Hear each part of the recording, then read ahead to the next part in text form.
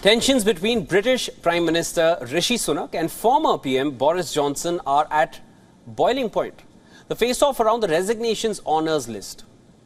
Quickly, just to tell you, it's a tradition that gives outgoing Prime Ministers in the UK the opportunity to nominate people for honours. Well, it has virtually come down to name-calling and slanging matches there in the UK at the moment. PM Sunak on one hand refuses to overrule the panel that is vetting recommendations. Sunak also added he has no sympathy for those who did not like his decision, stressing that he is not willing to block any recommendations of the Commission. And look, when it comes to honours and Boris Johnson, look, Boris Johnson asked me to do something that I wasn't prepared to do because I didn't think it was right. That was to either overrule the whole Act committee or to make promises to people. Now, I wasn't prepared to do that. As I said, I didn't think it was right. And if people don't like that, then tough. When I got this job, when I got this job, I said I was going to do things differently because I wanted to change politics. And that's what I'm doing. And I'm also keen to make sure that we change how our country works. And that's what I'm here talking about today. Now, to Sunak's comments, Johnson turned around and said Sunak is, quote-unquote, talking rubbish. Boris Johnson's controversial honours list has long been criticised by MPs. Some have even hit out at the whole system of the honours.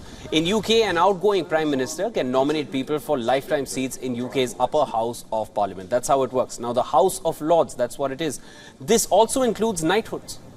Johnson's list carries at least 50 names, including that of former Culture Secretary Nadine Dorries and of Johnson's COP26 President Alok Sharma.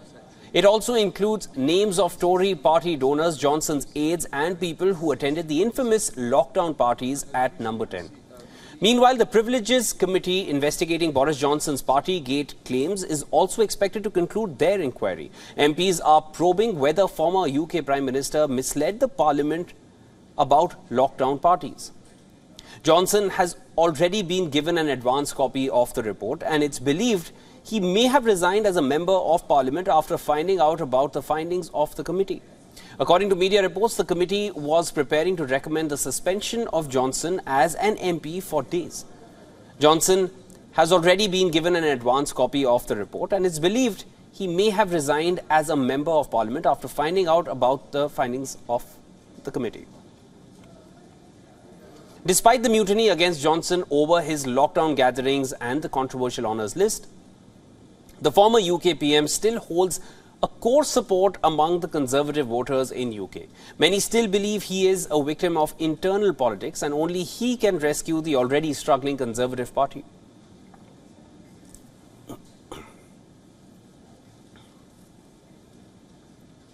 All right, to tell us more about this issue, we are being joined by Dr. Nigel Fletcher, who is a political analyst and commentator from London. Welcome to the broadcast, Nigel. Hello. Dr. Fletcher, the row is only threatening to further erode relations in the Conservative Party. How do you see this going forward? Well, I think, as you said in the introduction, it's now descended to the level of name-calling, really, between the two Prime Ministers, Boris Johnson, the former Prime Minister, and Rishi Sunak. So we've got the extraordinary prospect now of two versions of events over a particular meeting that they held, where it seems that Boris Johnson is claiming that what Rishi Sunak has today said happened at that meeting is wrong. So it's quite complicated, but essentially this is about the resignation honours list. As you explained, there is a convention now in British politics that outgoing Prime Ministers submit a list of honours to recognise their gratitude to people who have served them during their time in office.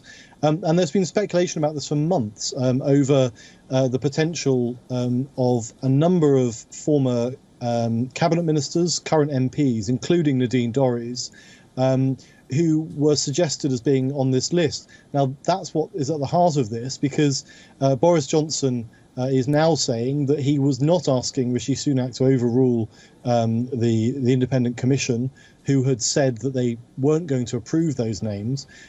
He was saying that he just wanted Rishi Sunak to delay the announcement and resubmit them at a later date. So, I mean, it is quite a sort of detailed issue about who said what to who. But the significance, I think, of it is that it just shows us once again the complete breakdown in relations that there is between the current Prime Minister, Rishi Sunak, and his predecessor. They both worked together very closely in government. It was Boris Johnson who appointed Rishi Sunak as Chancellor, and yet now they really are at daggers drawn here over not just this one particular issue, right, but over a whole range of things. Nigel, now Dorries and Adams have quit the Commons, triggering the very by-elections Sunak was keen not to cause by giving them peerages in the first place. What's the next for the Conservative Party? Where do they go from here? Well, there have been a lot of people today talking about the need for the Conservative Party to move on. We've had senior cabinet ministers, including Michael Gove and others, who have been very keen to take to the airwaves and call on the party to put this behind them and move on.